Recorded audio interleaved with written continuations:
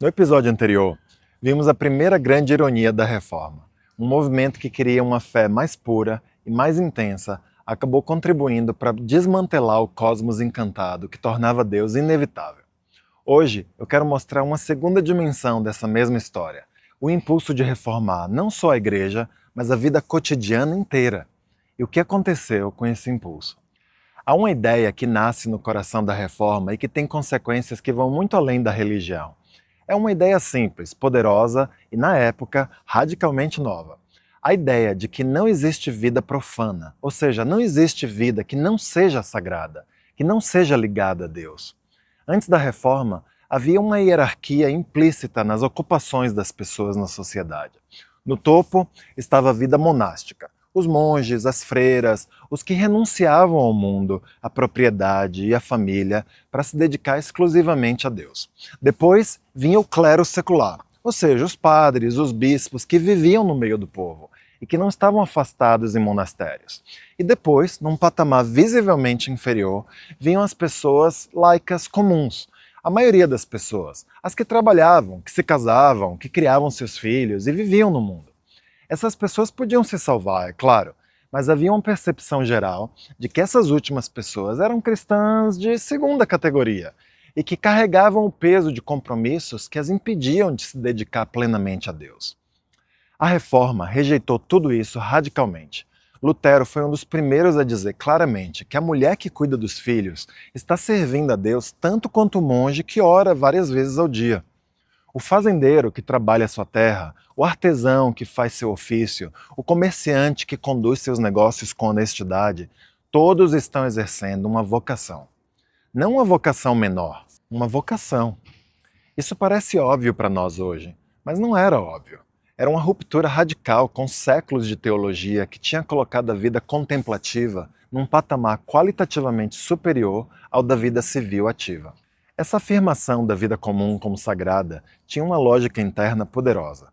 Se não há vocação inferior, então a vida cotidiana inteira precisa ser vivida com a mesma seriedade, com a mesma dedicação e com a mesma consciência moral que os monges levavam para o monastério.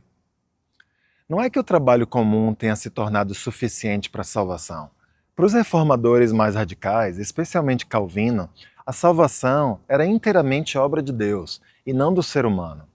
Mas é que a vida cotidiana passou a ser o lugar onde a fé se manifestava, onde a disciplina espiritual podia ser vista, onde o caráter dos cristãos se formava. Isso gerou um projeto imenso de reforma da vida cotidiana, não só da igreja, mas da vida. O bêbado precisava ser corrigido, o preguiçoso advertido, a prostituição abolida, a pobreza organizada e gerenciada racionalmente. Os pobres precisavam de cuidado, mas também de disciplina. A mendicância vadia precisava ser substituída pelo trabalho.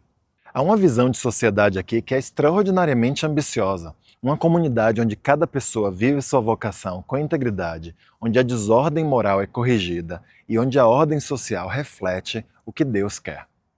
Na visão de um reformador do século XVI, que descrevia uma sociedade idealmente reformada, os príncipes e magistrados seriam pacíficos, as guerras entre a nobreza cessariam, a ambição dos líderes da igreja seria punida e todos fariam seu dever em sua vocação.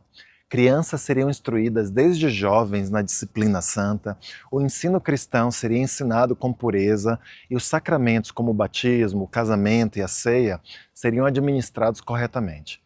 Os pobres receberiam cuidados, toda mendicância seria eliminada e os doentes seriam visitados e consolados. Esse projeto de reforma de toda a sociedade era uma utopia, mas uma utopia com profundas raízes religiosas. E ela possui dois ingredientes que vão se revelar tremendamente importantes para o mundo que viria depois. O primeiro ingrediente que vai sobreviver à religião é a ideia de que a vida ordinária, a vida comum, o trabalho, a família, as relações cotidianas, é o lugar onde o bem se realiza e não um desvio do caminho espiritual. Essa ideia vai sobreviver ao contexto religioso em que ela foi gerada. Quando a fé cristã for, para muitos, perdendo sua força, a importância da vida ordinária vai persistir, mas agora sem um fundamento transcendente. O trabalho ainda será um valor central. A família ainda será o núcleo da existência significativa. Só que esses valores não estarão mais ancorados em Deus, estarão flutuando por conta própria. O segundo ingrediente que vai sobreviver à religião é o impulso de reforma. A ideia de que o mundo pode ser melhorado, de que não basta aceitar a desordem, mas que é dever do cristão e depois do cidadão, do reformador social, do progressista, trabalhar ativamente para consertar o que está errado. Esse impulso também vai sobreviver à reforma. Ele vai se secularizar, vai virar iluminismo, vai virar progressismo, vai virar revoluções políticas que prometem o que a reforma protestante prometia: ordem, justiça, florescimento, só que sem Deus. A modernidade herdou a energia da reforma protestante, mas deixou seu fundamento, Deus, de lado. Até aqui, a gente viu como um impulso reformador desencantou o cosmos e privatizou a fé. Mas ainda há uma terceira consequência, mais sutil e mais profunda, e que talvez seja a mais duradoura de todas. Para reformar a vida cotidiana, era preciso uma coisa que a vida do dia a dia do mundo medieval não tinha de forma sistemática: disciplina interior. Não a disciplina imposta de fora pela estrutura social, pelo medo do inferno ou pela pressão do grupo, mas uma disciplina que vinha de dentro, da consciência individual, da capacidade de monitorar o próprio comportamento, de resistir aos impulsos e de viver de acordo com um padrão interior. Os reformadores, especialmente os calvinistas e os puritanos, desenvolveram práticas intensas de autoexame, diários espirituais, análise regular do próprio comportamento, a ideia de que o cristão precisava constantemente se avaliar. Eu estou vivendo de acordo com a minha vocação? Eu estou administrando meu tempo com fidelidade? Eu estou sendo honesto em meus negócios? Isso criou um tipo de subjetividade nova, um eu que se observa, que se monitora, que se avalia, um eu que tem uma interioridade rica e reflexiva, um eu muito mais separado do mundo ao seu redor do que o eu poroso do mundo encantado. E esse novo eu, disciplinado, reflexivo, autônomo na sua consciência, é o antecessor direto do eu moderno. Não é uma coincidência que muitas das características que hoje associamos à vida moderna, o planejamento racional, a ética do trabalho, a importância da sinceridade interior, a suspeita das formas externas vazias, tenham raízes profundas na cultura produzida pela Reforma. Esse eu que você habita hoje, disciplinado, reflexivo, responsável por si mesmo, não surgiu do nada. Foi produzido por uma revolução espiritual que aconteceu há 500 anos. A Reforma produziu um tipo de ser humano que nunca havia existido antes, o indivíduo que se autoexamina, que monitora sua própria consciência, que responde por si mesmo diante de Deus.